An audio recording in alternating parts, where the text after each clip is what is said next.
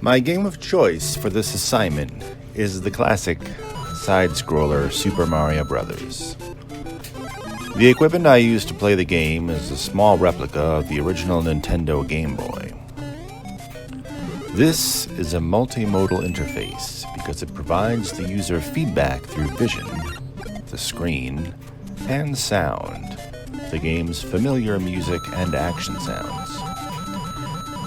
As per the assignment, the game is to be played blindfolded while another agent instructs the player in what and when to do to be successful in the game. Super Mario Bros. Is a game that involves making your character jump and run and avoid enemies, and avoid falling down into a pit. The game requires timing to be precise and jumps to be judged carefully. While the music and sound effects do provide clues as to the action, the enemies and other dangers do not telegraph their approach with any sort of sound, and the player must rely on visual clues. I instructed my assistant to put on a blindfold so that I may assist them in attempting to play the game while I gave instructions. The first thing I noticed was that I had to be very careful in how I timed my verbal instructions to my assistant. Timing is essential in this game, and so timing of verbal instructions needs to be essential as well. At first I was telling her to jump too late, and she was being eaten by mushrooms. Finally, with much practice, I learned the correct timing, which was to tell her to press the jump button perhaps a half second earlier than I would have pressed it myself, were I playing the game. Another problem encountered was how to give precise instructions for movement. For example, if I want her to go forward, but not so far forward that she falls down a pit, I would have to say something like, "Go forward for 1 second." I would also have to make similar arrangements for how far to go. For example, 2 taps forward. If you go too far, you will fall down into a pit. Of course, the game does provide excellent auditory cues for when you have died. Many people are familiar with the 2-bar vamp that signals your doom. Now it was my turn to wear the mask and be given instructions. Not surprisingly, we encountered some of the same learning curve problems as far as timing of giving instructions. With practice, I did get better at following the verbal instructions. I couldn't help but wonder most of the time, however, what enemies might be before me, as I had no way of knowing if there was one, other than being told that a turtle or mushroom approached by my assistant. After these experiences, I thought about where the game could be improved to be both multi-sensory and multimodal. For one thing, the controller could vibrate when an enemy approaches, such that touch was also part of the experience. Perhaps the controller would vibrate the closer it got to an enemy. Another way in which the game could be expanded would be to add the sense of smell. Perhaps when a mushroom approached, the controller would emit a light vapor of mushroom smell. When Mario enters the underwater world, perhaps we would get a sense of the ocean. Perhaps when he is underground, a dank, musty smell. Another possibility for this game would be a text line interface, which would certainly change the gameplay, but would be much more helpful to visually impaired people. I'm thinking of something akin to the ancient video game Zork. In this game, lines of text are the only input given to the user. The only way to move about is to type text instructions. With a screen reader, this would make such a game another possibility. Of course, they could also include sound to go with what's going on in the game, and smell.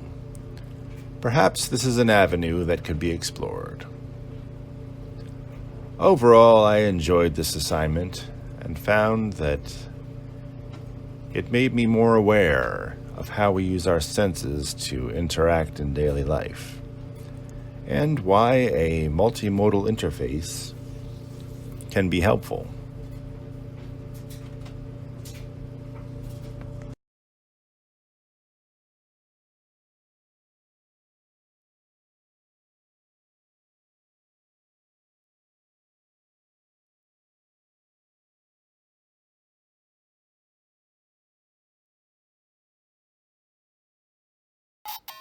Go forward one tap, another tap, another tap, jump and go forward.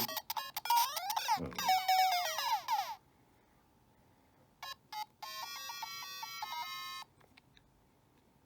Press start.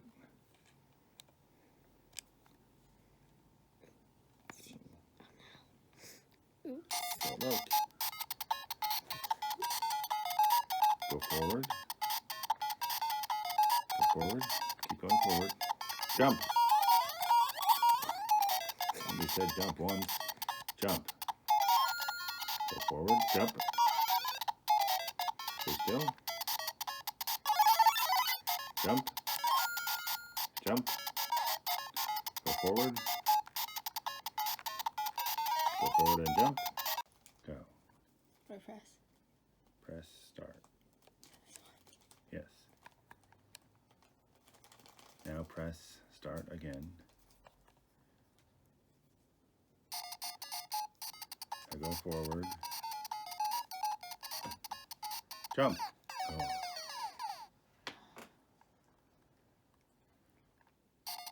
Go forward. Go forward. Jump.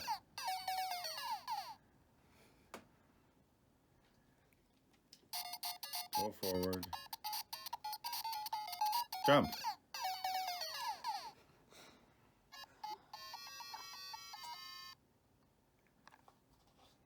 Press start again.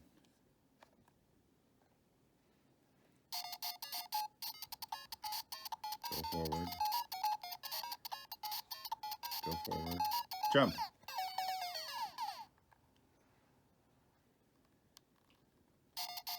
Go forward. Jump. Go back. Go back. Jump. Now stay still. Now go forward. Jump. Jump and go forward. Jump and go forward. Jump and go forward. Jump and go forward. Jump and go forward. Jump. Oh. Jump and go forward. Jump and go forward. Go forward 2 taps. Go forward 2 more taps. 2 more taps. Now go forward and jump. Oh. Forward. Jump. Forward and jump.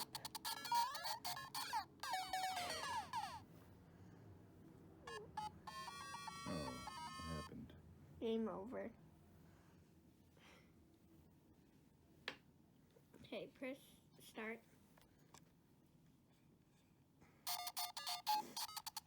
Forward. Stop. Jump. Wasn't quick enough. Okay, just stay there and wait for the mushroom to come.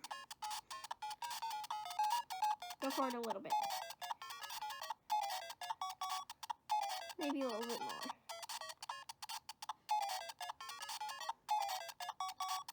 Keep going. Okay, stop. Jump. What happened? You got hit by the mushroom. Go forward. Forward, forward, forward. Jump. Game over. Wait, I'll try. So can I first just start